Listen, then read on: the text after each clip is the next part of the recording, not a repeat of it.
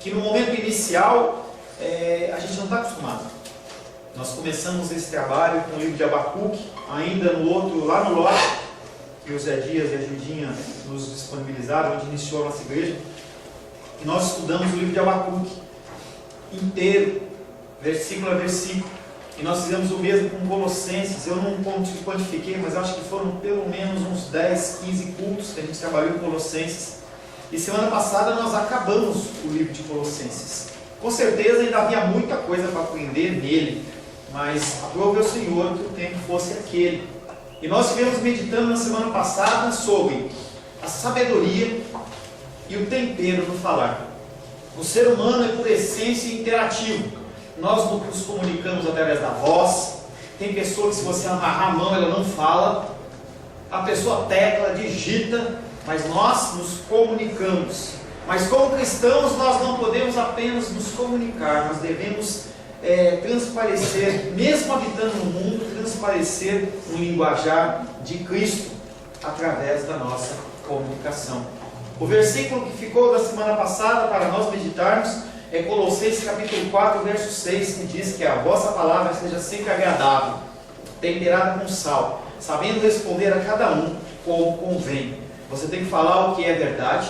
Eu não estou dizendo para você amaciar o que você tem que falar, mas você tem que falar sempre uma palavra temperada, orientada pelo Espírito Santo. Nós meditamos nisso na semana passada.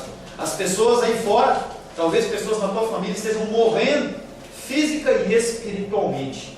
As suas palavras e testemunhos ajudam ou espalham? As suas palavras trazem morte ou vida? Porque você também, com a tua palavra, se ela não for temperada, você traz morte para as vidas das pessoas. As pessoas, elas se afastam de Deus de uma vez. Não que você tenha esse tipo de poder, mas nós somos chamados a ter uma palavra temperada. A palavra de hoje tem como título Logos, a palavra criadora de Deus. Talvez seja o texto mais importante que nós vamos meditar no Evangelho de João. Logos, o que é esse Logos? Alguns falam que é Logos, outros falam que é o verbo, outros falam que é a palavra. Eu quero convidar você a abrir a palavra de Deus no Evangelho de João. João capítulo 1. É um capítulo longo, eu não vou ler, como de costume, o capítulo inteiro. São 51 versículos. Nós vamos ler até o verso 18. João capítulo 1, versos de 1 a 18. No princípio era o Verbo, e o Verbo estava com Deus, e o Verbo era Deus. Ele estava no princípio com Deus. Todas as coisas foram feitas por intermédio dele, e sem ele nada do que foi feito se fez. A vida estava nele, e a vida era a luz dos homens. A luz resplandece nas trevas, e as trevas não prevaleceram contra ela. Houve um homem enviado por Deus, cujo nome era João. Esse veio como testemunha que testificasse a respeito da luz, a fim de todos virem a crer por intermédio dele. Ele não era luz, mas veio para que testificasse da luz, a saber, a verdadeira luz que, vinda ao mundo, ilumina todo homem. O Verbo estava no mundo, o mundo foi feito por intermédio dele, mas o mundo não o conheceu. Veio para o que era seu, e os seus não o receberam.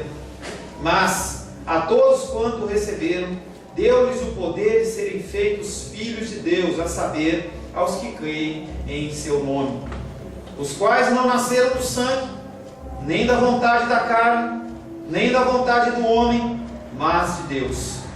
E o Verbo se fez carne e habitou entre nós, cheio de graça e de verdade, e vimos a sua glória, glória como do unigênito do Pai.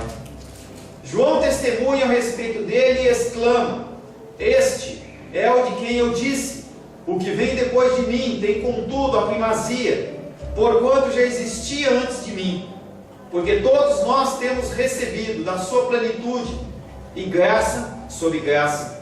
Porque a lei foi dada por intermédio de Moisés, a graça e a verdade vieram por meio de Jesus Cristo. Ninguém jamais viu a Deus. O Deus unigênito, está no seio do Pai, é quem o revelou. Palavra do Senhor, amém? Amém. Senhor, queremos nos colocar na Tua presença, Senhor. Nós estamos aqui para ouvir um recado do Senhor, Pai. Estamos cansados de discursos, palavras, Pai querido, que não provêm do Teu altar. E eu me constranjo perante essa situação, Pai, porque eu não tenho nada a oferecer para os meus irmãos e para as minhas irmãs. Qualquer palavra que eu tenha a dizer, Pai querido, é uma palavra preparada, uma palavra humana, mas eu sei que o Teu Espírito Santo, Ele é capaz de fazer infinitamente mais do que podemos pedir, pensar ou imaginar. Por isso, Pai querido, eu coloco sobre a Tua presença a minha pessoa, o que eu vou falar, Pai, que o Senhor possa me capacitar, que o Senhor possa, Pai querido, usar-me, Pai querido, como instrumento da Tua vontade. Não permita que eu envergonhe do Evangelho, não permita, Pai querido, que eu fale algo do meu coração, mas que eu fale as coisas vindo do Teu Espírito, Senhor. Sobre a vida dos meus irmãos, sobre a vida das minhas irmãs, eu peço ao Senhor, Pai querido, que o Senhor possa trazer o espírito de entendimento. Mesmo na minha incapacidade, o Senhor possa trazer um recado santo aos nossos corações. Oramos, Pai, em nome de Jesus. Amém. Amém. Glórias a Deus. O início do Evangelho de João vem nos apresentar, através de palavras-chave, os termos, os temas que vão ser apresentados no decorrer de todo o livro. Esses primeiros versículos, eles são chave. Se você entender esse início, você vai ler o Evangelho de João com muito mais facilidade. Temas como a pré-existência do Filho junto com Deus. Jesus não foi criado, Ele já existia com Deus. A vida contida nele e através dele, toda a vida é transparente nele e através dele. Você tem que entender essa dependência. Ele, como luz, uma luz que foi rejeitada pelos homens e ainda hoje ela é rejeitada pelos homens. De forma divina, os primeiros versículos resumem a forma como a palavra, como o verbo, como o logos de Deus, que estava junto com Deus no princípio, saiu de uma esfera de eternidade e entrou no tempo. Ele adentrou na história. O nosso Deus, Ele não é medido no nosso cronos, no nosso relógio, nas nossas medições, não é. Ele vivia de eternidade em eternidade. Através de Cristo, Ele se insere na história humana. Em outras palavras, como o Filho de Deus foi enviado ao mundo para tornar-se o Jesus da história, a gente vai ver como Cristo realmente Ele se encarna. E Ele se torna não mais o Jesus Deus, mas o Jesus que também é 100% homem. Um milagre e um entendimento que não é humano. Como ser 100% Deus e 100% homem. Já falei em outro tempo com vocês. Tem um filme que está em cartaz ainda, aí não nos cinemas, mas nas televisões, que fala Jesus, Deus está morto ou não está morto. Isso é uma teologia liberal que entende essa carnalidade de Jesus como a morte dele, como Deus. Então isso aí não é uma coisa que está aí navegando assim simplesmente, não. As pessoas constroem uma teologia para tirar Deus da jogada, mas ninguém consegue afastar. Essa luz ninguém apaga. As trevas militam contra Deus, mas não tem força nenhuma. Essa história de que tem um poder das trevas que luta e milita contra Deus é uma piada. É uma coisa que é inserida no nosso coração para nos pôr medo, para você ser dependente de regimes. Ninguém tem autoridade e poder para militar contra o nosso Deus. Você tem que entender isso. Mas e o diabo, pastor? O diabo, ele é simplesmente um instrumento de Deus na terra. Como que é isso, pastor? É desse jeitinho. Se Deus não permitir, ele não anda. Então tudo o que acontece, desígnio do Senhor. Quer você entenda, quer você não entenda, quer você queira acreditar, quer você não queira acreditar, tudo o que acontece, acontece debaixo da soberania de Deus. As pessoas olham e falam assim: tem extraterrestre por aí. Como que você pode imaginar um Deus que cria todo esse universo, esse monte de planetas para ter habitação num só? Eu penso que isso é para caber o meu Deus, porque ele é muito grande. E as pessoas, elas ficam procurando uma forma de tirar o poder de Deus e apagar a luz, mas eles não conseguem. Não há essa possibilidade. Todo o restante do livro de João vai falar sobre essa soberania, sobre esse encarnar do Deus na figura de Cristo, glorificando o nome do Senhor. O primeiro versículo que nós vamos meditar, uma imagenzinha para você, é bem assim: Jesus, Criador do céu, e não é do céu, é dos céus. Porque quando você fala céu, a gente pensa só no céu que a gente vê. Céu está falando em cosmos, está falando em universo, está falando em todas as coisas. Primeiro versículo, João capítulo 1. Eu juntei o 1 e o 2, eles são complementares. Diz o seguinte: no princípio era o Verbo, a palavra, o Logos. E o Verbo, a palavra, o Logos, estava com Deus. E esse Verbo era Deus. Ele estava no princípio com Deus. Essas palavras no princípio, se você já leu a Bíblia, você vai fazer referência de cara com o livro de Gênesis. Gênesis 1:1 diz: no princípio criou Deus os céus e a terra. Lá em Gênesis está falando de criação de universo. O João, ele entra com esse contexto, mas a preocupação dele maior não é para falar de criação terrena, de terra, pedra, planeta, porque isso já foi tratado na Bíblia. A preocupação dele é com a nova criatura. A mesma nova criatura que o apóstolo Paulo, em 2 Coríntios, capítulo 5, verso 17, ele diz: e se alguém está em Cristo, é nova criatura. As coisas antigas já se passaram, e eis que se fizeram novas. E você fala assim: pastor, eu não vejo novo na minha vida. Você pode não ver, mas Deus está vendo. E uma vez eu levantei esse questionamento para o pastor lá de São Paulo, e eu falei: pastor, eu leio, oro, busco, e eu não vejo crescimento em mim. Sabe que os olhos de Deus são olhos diferentes. E ele falava para mim assim: se você olhar para um avião, parece que o avião está parado. Ou melhor, se você estiver num avião e você olhar para baixo, parece que você está parado. Mas as pessoas que estão embaixo estão olhando e vendo aquele avião voar numa velocidade incrível. Talvez as coisas que você não percebe, elas são as que estão acontecendo. O Senhor, ele tem trabalhado paulatinamente na sua vida, em pequenas coisas. Talvez um pouco na sua paciência, talvez um pouco na sua confiança, na sua humildade, e o Senhor, ele vai trabalhando e você não percebe. É que nem uma criança fala assim: poxa, meu filho, entendeu? Ele parece que não cresce, ele está sempre desse tamanhinho, mas os de fora, quando vê, nossa, como está grande. Esses são os olhos de Deus. Ele tem visto o crescimento seu. É lógico que você tem que crescer muito mais. Nós estamos numa caminhada cristã que você passa por uma porta e você já não se senta. Você continua caminhando, buscando crescimento, crescimento e crescimento. E esse crescimento só vem através da palavra. Por isso que aqui na nossa igreja, enquanto o Senhor me der fôlego de vida e me der discernimento, o foco é a palavra. O foco tem que ser a palavra. O louvor nos traz o emocional. Se o louvor ele for construído em cima de textos bíblicos, ele faz o mesmo efeito. Mas se não for, ele só vai nos dar emoção, coisas que se dissipam como a fumaça. Quando chegar na segunda-feira e você estiver perante uma luta de dificuldade, esse louvor, ele não vai te trazer esperança, porque o que traz esperança é a palavra de Deus. Por isso que nós temos que delegar, demandar tempo na palavra. Por isso que quando o Sebastião, achei maravilhosa a abertura de hoje, glória a Deus pela sua vida, Sebastião, temos que ler textos, temos que ler a palavra. Ler a palavra todo o tempo, é ela que nos edifica, é ela que nos faz crescer.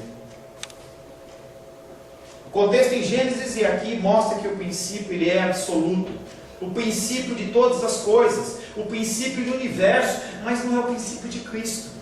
E as pessoas têm gente que acredita sim, que Cristo teve início, teve um princípio, foi a primeira criação de Deus. Blasfêmia, Cristo nunca foi criado. Cristo, ele faz parte da essência de Deus. E aí você tem que entender que se a gente pudesse marcar, fazer um marco zero de tempo, o primeiro dia, o primeiro momento, o primeiro instante em que foi criado alguma coisa, você colocasse uma marca lá, zero. E isso vai se desenrolando, nós estamos no ano 2015, dentro da nossa contagem cristã, tem mais dos anos do Antigo Testamento também. Pelo calendário judeu, eu não sei de cabeça, mas deve ter uma coisa em torno de 7 mil, 8 mil, mais ou menos. Não esses milhões que se falam por aí. E eu não vou entrar nesse mérito, não é o propósito da palavra. E você, se você continuar seguindo, vai chegar um tempo em que as coisas vão acontecendo, vão se desgastando. Segundo a palavra, vai haver um tempo final em que o Senhor, Ele vai pseudamente guerrear contra Satanás. Não tem mais esse tipo de guerra, ele já está derrotado. E quando nós formos morar com o Pai, e que se por alguma vez, porventura, nós deixarmos de existir, Ele vai continuar existindo. Antes que houvesse esse momento zero, Deus, Jesus Cristo, já existia. Ele é um Deus que antes de eternidades Ele já existia. Ele é inserido na história, mas Ele já existia, Ele nunca vai deixar de existir. Nada pode afetar o nosso Deus. Ele é o mesmo ontem, Ele é o mesmo hoje, Ele é o mesmo eternamente. No princípio, referido ao do Gênesis, já existiu o Logos de Deus, que é o agente de Deus na criação. A palavra existia no princípio, ela estava com Deus e era o próprio Deus. Deus é o grande, Deus é o grande arquiteto, mas sem a força criadora, que é o Logos, que é Jesus Cristo, as coisas não tinham sido criadas. A função de Jesus Cristo é ser essa força criadora. Então, quando você crê em Jesus, você tem vida, é gerado vida em você. João pretende que todo o Evangelho seja lido à luz desse versículo. No princípio era o Verbo, e o Verbo estava com Deus, e o Verbo era Deus. Aleluia. Romanos capítulo 9, verso 5 diz: deles são os patriarcas, e também deles descende Cristo, segundo a carne, o qual é sobre todos, Deus bendito para todos sempre, amém. Tudo está debaixo. O presbítero Sebastião começou falando sobre isso. Tem soberania disso, soberania de arma, soberania de governo, mas Ele é soberano sobre tudo. E quando você começa a pensar nesse contexto, você fala assim: e esse Deus me escolheu, e esse Deus me tocou, e esse Deus, Ele cuida de mim. Enquanto as pessoas hoje no dia a dia não se preocupam uma com as outras, esse Deus que Ele é soberano, Ele zela pela sua vida. Ele está preocupado se você está triste, Ele está preocupado se o teu cabelo não está legal. E você fala: não, Deus só se preocupa com as coisas grandes. Não, Ele se preocupa com as coisas pequenas. Você está tristinho, Ele se preocupa. Ele não muda, mas Ele se preocupa. Ele é um Deus soberano que interage conosco. Ele não interage com as criaturas, Ele não interage com o cachorrinho, com a florzinha, com o mar, como as seitas acreditam e criam divindades para cada tipo de coisa. Mas conosco, os seres humanos, Ele interage, Ele tem prazer nisso. Ele nos criou a sua imagem e semelhança. Não tem nenhum ser que foi criado à imagem e semelhança dele. Então a palavra de Deus diz que ninguém viu a Deus, mas se você olhar no espelho, tem traços da semelhança, traços de uma semelhança que são maculados pelo pecado, mas esses traços, eles existem em você. Você não perdeu 100% disso. Existem traços de Deus em você. O Logos, o Verbo, a palavra, existe desde sempre. No princípio indica um ponto inicial e nos introduz a existência de um tempo na esfera divina. Da mesma maneira que esse ser eterno chamado Jesus Cristo, Ele se encarna e Ele entra na história, entra no cronos do homem. Ele nos possibilita que nós sejamos restaurados através da vida dele, e nós também sejamos colocados numa esfera divina. O nosso espírito é recriado. A partir do momento que Cristo age na sua vida, você não morre mais. Mesmo que você morra, você vai viver. Isso é uma esperança que você tem que levar na sua vida com júbilo. Mesmo que você venha morrer, você está vivo em Cristo. Vai haver um momento em que nós vamos ver os nossos familiares que já se foram. Vai haver um momento em que nós vamos estar junto com o nosso Senhor. E isso é um grande privilégio. E você não merece isso. E eu não mereço isso. Êxodo, capítulo 3, verso 14, mostra Deus se apresentando a Moisés, dizendo: eu sou o que sou. Disse mais: assim dirás aos filhos de Israel: eu sou, me enviou a vós outros. Esse Deus não muda. Esse Deus, ele é fiel. Ele é aquele que é uma linha reta, uma linha mestra, ele não muda. E aí quando às vezes a gente vê um pedreiro, ele coloca aquele fiel para a parede estar retinha. Ele é esse fiel, ele não muda. Você pode crer que ele não vai mudar com você, ele não vai te decepcionar. Eu posso te decepcionar. O teu marido, a tua esposa pode te decepcionar. O teu pai, a tua mãe pode te decepcionar. O teu filho, a tua filha pode te decepcionar. Mas ele não. O que acontece muitas vezes é que seres humanos, homens, têm que falar palavras que Deus não fala. E aí eu chego e falo assim: olha, fulano, vem aqui na igreja que Deus vai te curar. E eu creio que meu Deus pode curar. Vem aqui na minha igreja que Ele vai restaurar o seu casamento. E eu creio que Deus pode restaurar casamentos. Mas tem casamentos que não são restaurados. Tem vidas que não são salvas. Tem comércios que não são resgatados. Tem dívidas que não são pagas. A morte existe. E as pessoas, elas têm jogado palavras que Deus não falou. Eu estava falando hoje de manhã, eu acho que foi a Gildinha que falou que a gente estava, que tinha o pastor Abel de uma antiga igreja que a gente congregou, que o filho dele estava morrendo de câncer, e as pessoas iam lá e davam palavras proféticas e falavam assim: assim diz o Senhor, Deus vai levantar ele, vai curar ele. Mentira. A gente tem que começar a separar o que Deus está falando e o que nós desejamos. Não tem nenhum problema você falar assim: olha, eu desejo que você se dê bem, eu desejo que você seja feliz, eu desejo que você seja próspero, eu desejo que você seja saudável, eu desejo que essa pessoa seja curada. Não tem problema, mas não coloca Deus na jogada se Deus não mandou falar, porque você gera tristeza no coração das pessoas. É uma palavra temperada. Mas pastor, eu falar em nome de Deus não é uma palavra temperada? Se Ele falou sim, senão não é. Não é uma palavra temperada. João, em concordância com Êxodo 3,14, disse-lhe Jesus: eu sou, eu que falo contigo. Jesus Cristo, nesse texto, talvez você passe batido nisso. Nós vamos olhar com mais detalhes quando a gente chegar nesse texto de João. Mas nesse momento ele está falando assim: eu sou Deus. Os judeus sabiam que ele estava falando isso. Ele sabia que ele tinha se apresentado a Moisés como eu sou. E ele vem e fala: eu sou. Eu sou. Eu que falo contigo. Nosso Deus não tem começo nem fim. Seu tempo não é o nosso tempo. Contamos segundos, minutos, horas, dias, meses, anos, décadas, séculos, milênios. Tem uns malucos que falam de milhões, mas a nossa mente não consegue entender. Mas o nosso Deus é de eternidade a eternidade. Quão grande é o nosso Deus. João capítulo 1, verso 3 diz o seguinte: tudo foi feito por intermédio dele, sem ele nada do que foi feito se fez. Você foi criado pelo próprio Cristo, pelo próprio Deus. A força criadora de Deus não é simplesmente para criar mar, criar montanha, criar árvores, mas para você também. Projetos especiais, projetos únicos, em que o Senhor ele te formou do jeitinho que Ele queria. Cabelinho, corzinho de olho, cor da pele, temperamento, altura, uns mais altos, outros mais baixos, outros gordinhos, outros magrinhos. Mas o Senhor ele formou você como Ele quis. Projeto especial. Especial. Você fala assim: não, eu não presto. Não, você presta. Se fosse um projeto humano, tudo bem. Mas como é um projeto de Deus, quem é você para questionar o que Deus fez na sua vida?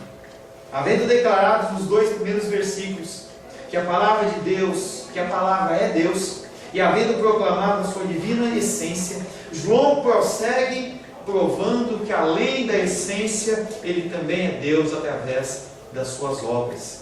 Jesus não é Deus pelo que Ele fez, mas porque Ele é Deus, Ele fez o que fez. Você não é cristão pelo que você faz, mas o que você faz define se você realmente é um cristão. Será que você tem se posicionado como um cristão? Você tem agido como um cristão? As pessoas estão te olhando. As pessoas têm te visto. Acordou. As pessoas estão te vendo. As pessoas olham para você. Você é como se fosse uma boia no meio do oceano. Nem sabe. E as pessoas às vezes te acusam porque elas elas estão querendo uma firmeza, uma segurança, que eu e você não podemos dar. Mas através do testemunho, através do que você fala e de como você fala, as pessoas elas têm confiança, elas simplesmente se jogam. É a figura de uma criança, entendeu? Que pula de uma árvore, pula na piscina. Não sei se você já teve essa experiência, eu já tive com a Luísa. Você está na piscina e ela não sabia nadar, e ela fala assim: pula, Luli, pula. Não, papai, eu estou com medo. Aí chega uma hora que ela pulava. E aí ela vê que é legal, ela volta lá e quer pular de novo, e tem que ficar esperto que não cai a fuga. Mas o nosso Deus, ele não percebe, ele não perde o pulo. Esse pulo é as pessoas esperando você se manifestar como cristão. Mas nós não podemos fazer isso pelas nossas forças. Então eu vou fazer teologia, pastor. Não vai resolver. Ajuda, mas não resolve. Eu vou ser pastor, eu vou ser evangelista, eu vou ser uma pessoa que faz obras sociais. Ajuda, mas não resolve. Porque todas as coisas têm que ser feitas através dele. Ele é o canal, ele é a forma, ele é o meio, ele é a gasolina do carro, ele é o carro, ele é o banco, ele é tudo, ele é o caminho. Se você não seguir, não depender dele, tudo que você vier a fazer vai ser coisa braçal, pode até dar certo, mas não é a abençoadinha de Deus. João 15:15 diz: eu sou a videira. É Jesus Cristo falando para você hoje. Eu sou a videira, e vós os ramos. Quem permanece em mim e eu nele, esse dá muito fruto, porque sem mim nada podeis fazer. Sem Cristo você não pode fazer nada. Você pode até dar alguma palavra, as pessoas podem falar assim: ai, como ele é bonzinho, como ela é boazinha. Mas é só isso. Não vai dar um fruto permanente. Não vai ser uma coisa que faça diferença na vida das pessoas. Pessoas que te cercam estão morrendo e aguardam e esperam que você seja esse fruto, que você possa semear. Mas pastor, eu não conheço. O pouco que você conhece é suficiente para salvar uma vida. O resultado da manifestação da palavra é a criação de tudo e também da humanidade. A palavra é o agente de Deus na criação de tudo que existe. De uma maneira positiva, todas as coisas foram feitas por intermédio dele. De uma maneira negativa, digamos assim, nada do que foi feito sem ele se fez. Nada existe fora da vontade, nada existe fora do projeto divino, nada é expresso que o que Deus falou que não vai deixar de acontecer. Nós estamos estudando pela manhã escatologia, os sinais dos tempos, enquanto não se cumprir integralmente 100% dos sinais que Deus falou na palavra dele, ele não volta. E nós não podemos adiantar em nada, apenas cumprir a nossa parte. As coisas que são para acontecer vão acontecer. Tanto que Jesus Cristo, quando estava para morrer, ele olha para as pessoas e diz: está consumado. Tudo o que ele tinha para fazer, ele fez. Tudo o que estava escrito na palavra que ele tinha que fazer, ele cumpriu. Está consumado. Nada existe fora da vontade de Deus. Nada existe fora do seu propósito. Não há um princípio maligno que pode impedir, bloquear, atrasar o projeto de Deus. Para de culpar o diabo. O projeto de Deus na sua vida, ninguém pode bloquear. Eu não estou dando uma palavra de prosperidade, eu estou falando uma palavra que está escrita na Bíblia. O que Deus determinou sobre a sua vida, vai acontecer. Aí tem uma série, um filme, que é duro de matar, acho que está no 5 já. Ninguém consegue matar o Bruce Willis. Ninguém consegue. Ninguém consegue matar no 1, no 2, no 3, no 4, no 5. A nossa vida é uma coisa semelhante a essa. Ninguém pode te matar. E as pessoas olham e falam assim: e esse cara levantou de novo? Propósito de Deus, força de Deus, desígnio de Deus, vontade de Deus. Não tem ser nos céus, na terra, embaixo da terra que possam bloquear a vontade de Deus. Não pode. Jesus é o alicerce de todas as coisas. Toda a criação reside e depende dele. Nós somos feitos à sua imagem e semelhança. Que grande privilégio. Ele é soberano, governa todas as coisas. Nós somos servos, que somos feitos filhos adotados pelo seu sacrifício. Sebastião que gosta, né, quando eu falo que nós somos adotados. Nós não fomos gerados de qualquer maneira, não foi a rapa do tacho, não foi aquele que foi sem querer, aconteceu. O Senhor ele foi e falou assim: não é esse, eu escolho esse. João capítulo 1, verso 4 diz o seguinte: nele estava a vida, e a vida era a luz dos homens. Vida e luz, eles são símbolos universais. Você acha em qualquer religião, as pessoas ligam as coisas. Tem pessoas que não comem e vivem de luz. Não sei como é bom comer, né? Mas tem pessoa que não gosta de comer e eles vivem de luz. Luz e vida são símbolos universais, e Jesus Cristo, sabendo disso, Ele que é a própria luz, Ele que é a própria vida, Ele não deixa de declarar na palavra. João 8,12 diz: de novo lhes falava Jesus dizendo: eu sou a luz do mundo. Não é qualquer luz, Ele é a luz do mundo. Quem me segue não andará em trevas, pelo contrário, terá a luz da vida. Se você tem Jesus no seu coração, se você segue os seus caminhos, independente das lutas e dificuldades, você não cai. Você pode até tropeçar, mas Ele te sustenta. Pode até dar uma raladinha no joelho, mas Ele te sustenta. Minha tia Bené, como a maioria sabe, sofreu um acidente há 20 dias atrás, mais ou menos. E ela caiu, e eu pensei que tinha quebrado uma parte, só o fêmur, quebrou em 4 partes. Foi operado, está lá em casa, depois ela vai ouvir essa palavra. O Senhor sustenta.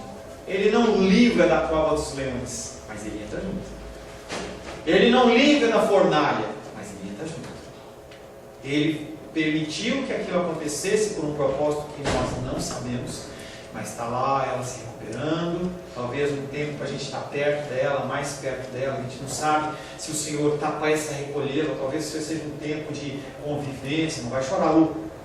Deus, para que essa conversa, morte. Entendeu? A gente não sabe os propósitos de Deus, mas a gente sabe que aprove a Ele que isso acontecesse. Cabe a nós desfrutar o máximo possível desse tipo de coisa. Propósitos do Senhor. De novo eles falavam Jesus dizendo: eu sou a luz do mundo, quem me segue não andará nas trevas, pelo contrário, terá a luz da vida. E a vida? João 11, 25.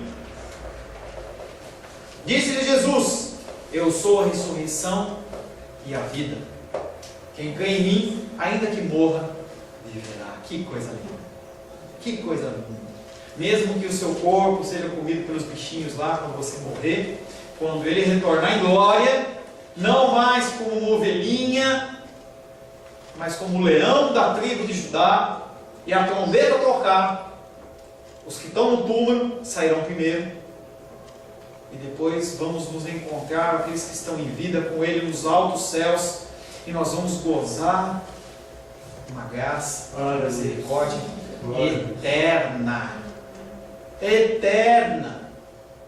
Tem guerra de milênio, briga daqui, briga de lá, tal, mas acabou. Acabou. Mesmo que você esteja morto no mar, o Senhor resgata. Mas você caiu num ambiente aéreo, eu estou falando de morte, tem muita morte hoje, né? Caiu, não sei o que, assim, não importa, o Senhor Ele resgata. Mesmo que você morra, você vai viver com Cristo. Glória a Deus por isso. A palavra não foi apenas a fonte de vida para todas as criaturas, mas as mantém como um alicerce. A vida do ser humano é diferente das outras. Não acha que o bichinho, o cachorrinho, o gatinho, por mais que você goste deles, que eles são iguais a você. Não são. E aí quando eu olho, entendeu, alguns procedimentos de algumas pessoas, até você fica meio chocado.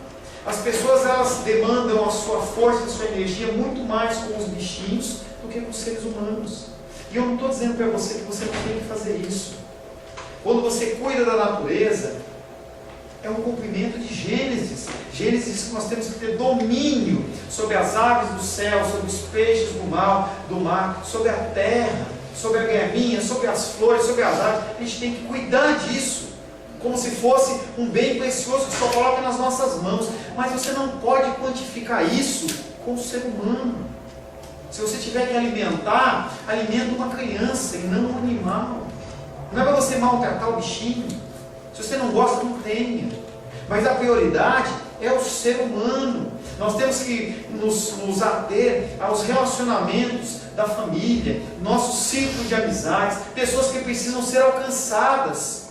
E as pessoas ficam ali, é o bichinho, é aquilo ali. Gente, é uma prioridade, mas é uma segunda prioridade. Nós, como seres de Deus, a partir do momento que Cristo vive dentro do teu coração, você sai desse sentimento, dessa posição que você era como que odiado, porque você só tinha pecado.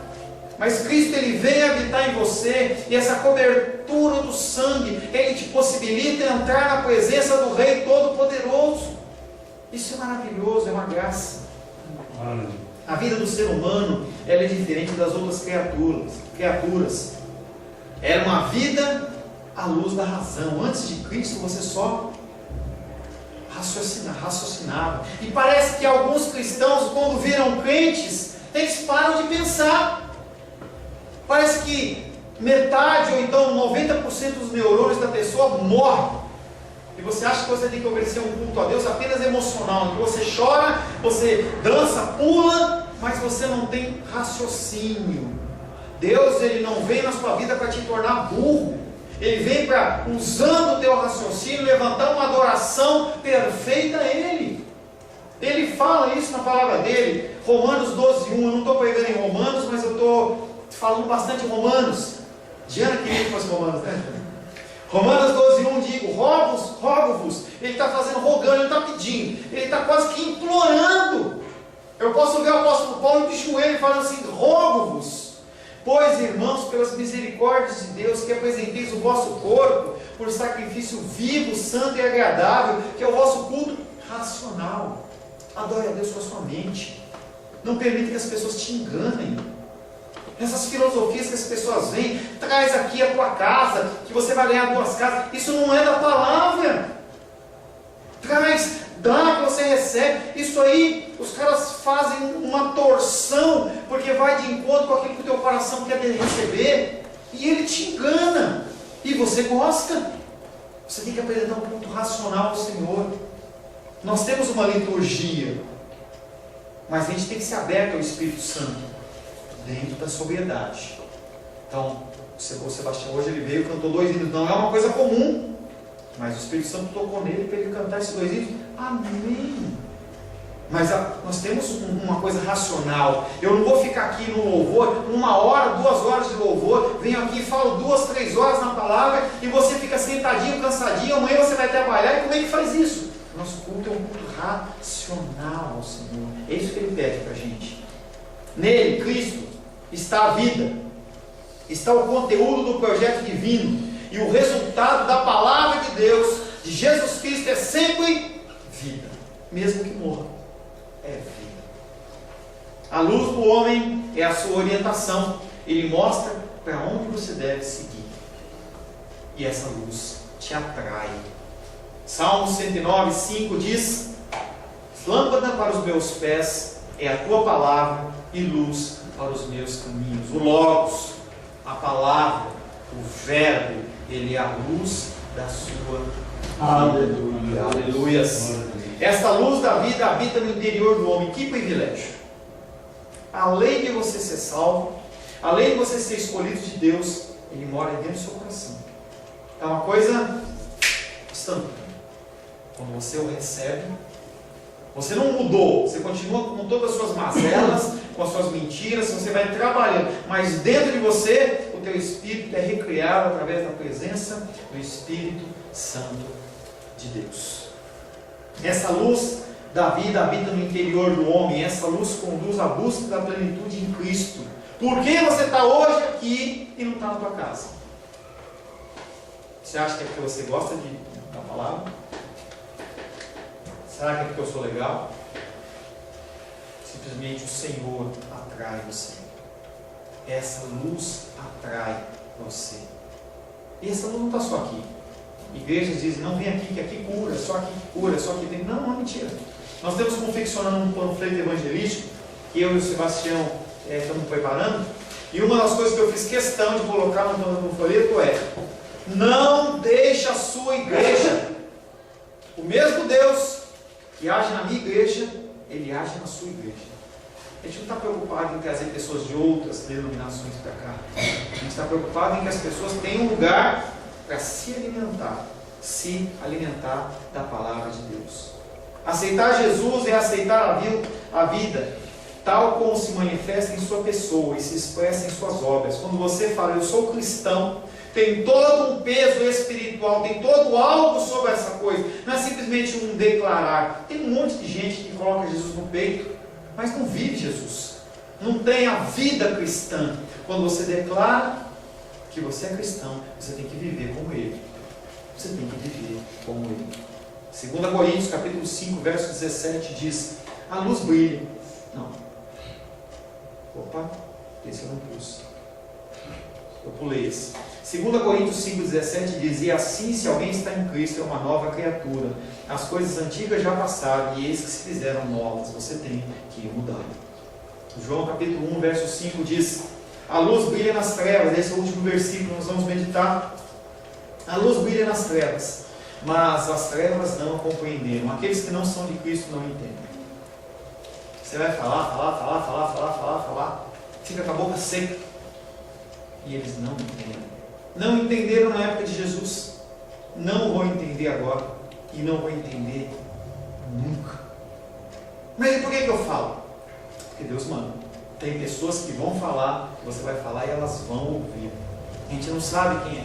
Não, seria muito fácil você vir se todo mundo tivesse uma estrelinha na testa. E você fala assim, não, esse aí, entendeu? Essa Rosângela aí, ela tem uma estrelinha, mas ela não está verdinha ainda. Eu tenho que falar para ela. Que eu falar para ela aceita. Não, a gente tem que falar do Evangelho para toda criatura. A luz não cessou de brilhar, mas o seu brilho não é sem obstáculos. Ocorre um cerco das trevas que tenta sufocá-lo. E aí eu lembrei daquela música da Aline Barros, que nós somos uma ponte em meio às águas. Nós somos um abrigo no deserto. O deserto é lugar de morte, não tem vida. É lá que você é implantado. Você é luz no meio das trevas. Nós somos implantados como cristãos em lugares para fazer a diferença. A obra de Deus, através de Jesus, dá ao homem a possibilidade de sair das trevas em que se encontra e passar à zona da luz e da vida. Apenas a ação de Cristo pode trazer as pessoas para a vida. A luz é o âmbito do amor de Deus, e quem entra nele recebe o dom deste amor. A zona das trevas está sob a reprovação de Deus, e quem permanece dela encontra debaixo dessa reprovação. Na primeira criação, em Gênesis 1:2, diz: a terra, porém, estava sem forma e vazia, havia trevas sobre a face do abismo, e o Espírito de Deus pairava sobre as águas. Até que veio Gênesis 1:3. Quem é esse Deus que é o nosso Deus que vai deixar as coisas sem forma e vazia? Você acha que o seu Deus deixa as coisas sem forma e vazia? Você acha que o seu Deus vai deixar as coisas em trevas? Não. Gênesis 1:3 diz: disse Deus, haja luz, e houve luz. As trevas representam tudo que impede o homem de realizar o projeto criador de Deus. Utopia, falsidade, sonho, porque nada pode impedir os planos de Deus. As trevas não compreenderam a manifestação da luz, não a recebem, mas também não conseguem vencê-la. Apesar da nossa história real, da sua história, ser uma história permeada de muitas lutas e dificuldades, de momentos de tristeza suprema, em que você não consegue levantar da cama, em que você está passando uma luta de dificuldade, em que você olha e fala assim: eu não consigo ver Deus. Ele está no controle de todas as coisas. Na verdade, a razão de tudo que acontece, ela foi e sempre será um desígnio divino. Amém? Amém. Feche seus olhos. Senhor, tudo é teu. A tua graça, a tua misericórdia, A tua glória, ela superabunda em toda a terra, Senhor. Não há nada, nem ninguém que pode se sobrepujar ao Senhor. Não sabemos, Pai, porque o Senhor nos escolheu. Não temos nenhum mérito. Não há nada, Pai querido, que nós temos a apresentar. Toda e qualquer, Pai querido, bondade, todo e qualquer cuidado que nós tenhamos, Pai, é como se fosse um trapo de imundícia perante a tua santidade, perante a tua soberania. A única coisa que nós podemos fazer, Pai, é nos curvar. A única coisa que nós podemos fazer é nos deleitar na tua presença, na tua palavra, sabendo que o teu Espírito Santo, ele é aquele que nos ilumina para que nós possamos caminhar de glória em glória, de batalha em batalha, de vitória em vitória, e me crendo que mesmo que a gente venha morrer, nós temos vidas em Cristo. Em nome de Jesus. Amém.